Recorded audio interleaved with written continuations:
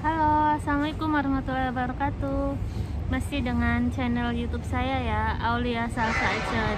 Nah, malam ini saya kebetulan banyak waktu karena saya mau ada job memijat ya. Saya itu sebenarnya terapis.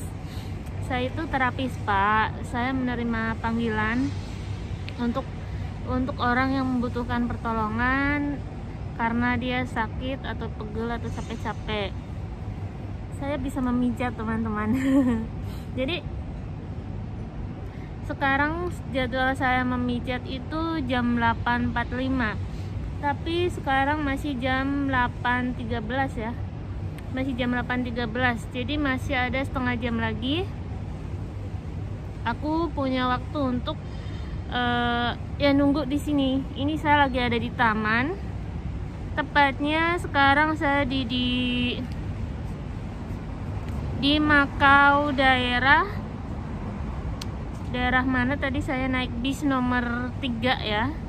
Saya naik bis nomor 3 turun di Star World, terus kemudian saya jalan dan saya sekarang berada di belakangnya Gedung Sen. Untuk teman-teman yang ada di Makau pasti paham ya.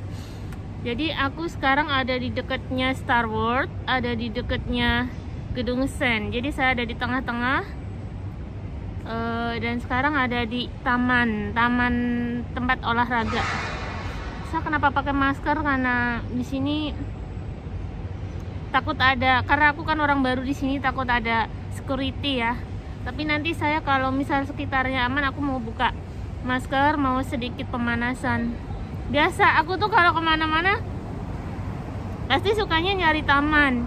Terus habis nyari taman aku biasa gerak-gerak latihan-latihan gitu.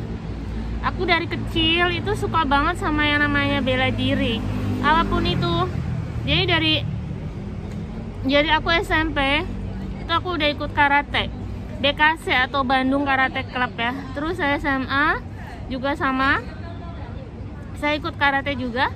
Kemudian nggak ikut lagi itu pas kuliah, aku cuman kuliah setahun, aku nggak ikut, fokus waktu itu sama. Habis itu kerja, aku lanjut lagi. Biasa ya, aku kan orangnya nggak mau diem di rumah, nggak tahu kenapa, selalu keliling-keliling. Mungkin tipe-tipe orang yang suka traveling gitu. Terus habis itu aku kerja di Singapura 2 tahun, di Singapura pulang. Kemudian dari Singapura pulang, aku nggak mau ngasih tahu tahunnya ya, rahasia ya. Jadi dari Singapura pulang, terus aku akhirnya married ya, kalau nggak salah waktu itu nikah. Terus waktu nikah, terus kemudian berjalannya waktu, akhirnya aku kerja di Hong Kong sama kurang lebih 8 tahun. Dan selama di Hong Kong justru aku di situ banyak sekali waktu untuk belajar bela diri, taekwondo. Jadi basic aku sebenarnya bela diri ya, taekwondo. Cuman waktu 6 tahun di Hong Kong, aku sempat pulang cuti. Itu aku pernah sekolah tentang terapis Pak. Jadi kayak pemijatan gitu. Awalnya aku nggak apa sih pemijatan gitu. Awalnya cuman iseng aja, nggak nyangka bakalan jadi sesuatu yang menjadi skill buat aku gitu. Terus setelah aku balik lagi ke Hong Kong untuk finish yang kontrak 4 atau 8 tahun, akhirnya belum sampai finish 8 tahun, bos aku pulang ke negaranya, orang Kanada, karena waktu itu di Hong Kong lagi ada kerusuhan ya, kalau nggak salah demo-demo tentang pemerintahan. Terus akhirnya aku punya 2 pilihan, mau balik ke Indonesia atau pergi cari kerja di negara lain. Akhirnya aku memutuskan dengan persetujuan keluarga, terutama orang yang dekat dengan saya kerja di Makau yang sekarang ini saya tempati. Itu berjalan mau 1,5 tahun, alhamdulillah. Dan di Makau justru saya di sini benar-benar memanfaatkan skill aku yang sebagai terapis pijat. Nah, disinilah aku mulai merasa enjoy, nyaman di saat aku libur. Hari ini kan aku libur ya, hari ini Selasa, aku libur. Aku bisa meluangkan waktu untuk mencari sedikit tambahan gitu. Karena kan lagi musim pandemi kayak gini, kerja kayak gini juga, tempat kerja aku juga sepi gitu kan, di mana-mana juga sepi gitu kan. Nggak enak juga kalau kita memaksa untuk bos untuk memberikan sesuai dengan hak kita, tapi dalam kenyataannya emang seperti itu gitu, semuanya sepi gitu. Jadi kita harus aktif, rajin cari tambahan-tambahan ya, yang pastinya harus berhati-hati, ekstra hati-hati, karena emang di sini kita kan statusnya cuma sebagai pekerja ya, devisa negara gitu. Jadi ya itu, jadi apa yang saya ceritakan ini sebenarnya saya flashback ya. Sebenarnya basic of my hobbies, my skill is taekwondo atau bela diri gitu. Nggak ada hubungannya sama sekali sama terapis. Cuma di mana-mana kalau di Mako saya terkenal dengan terapis pijat. Kalau untuk bela diri ini saya baru-baru aja memulai aktivitas lagi. Selama 8 tahun yang lalu di Hong Kong, saya tuh baru aktivitas lagi sekarang. Sebenarnya ada cerita ya, cerita yang sampai sekarang aku tuh nggak mau melupakan cerita ini. Jadi kenapa seorang taekwondo itu bisa menjadi seorang terapis? Jadi sebenarnya ada kisahnya ya, ada sejarahnya. Waktu itu pas saya mengikuti perlombaan sabuk hitam, kalau nggak salah tingkat 1 ya, itu saya sebenarnya udah mau ke final ya, ke semifinal.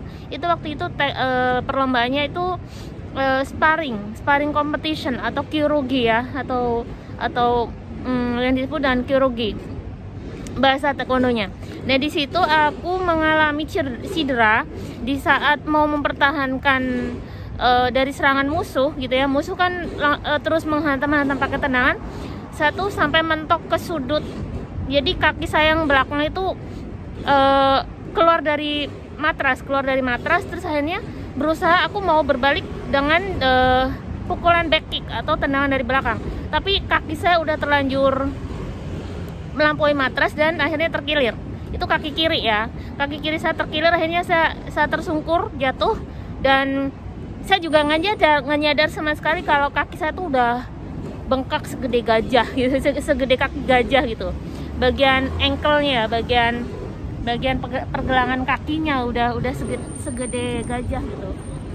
Jadi waktu itu tuh saya tuh nggak sadar kalau, jadi sebelah sini, maaf ya aku kasih lihat. Jadi sebelah sini itu aku udah gede banget, udah kayak segede gajah, tapi aku tuh nggak sadar sampai master aku yang menemani aku dalam perlombaan dan orang-orang yang deket saya yang lagi nonton itu sampai teriak, kaki kamu gitu.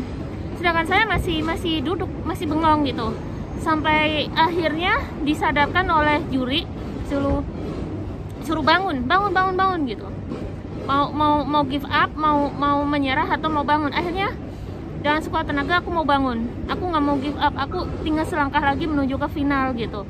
Terus akhirnya semua orang berteriakan ngasih semangat, kayo gitu kan, masih semangat, ayo jangan putus asa. Padahal kaki aku tuh udah bengkak dan aku nggak sadar itu.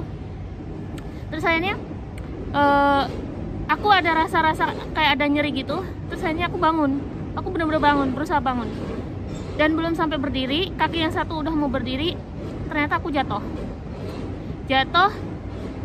terbaring gitu, lemes, lunglai, nggak bisa apa-apa. Terus akhirnya jurinya sama wasit semuanya datang dan aku angkat tangan. Akhirnya aku angkat tangan, aku give up, aku nggak sanggup untuk meneruskan pertandingan ini. Padahal waktu itu masih 1-1 ya, masih semi, belum ada yang menang. Akhirnya aku menyerah.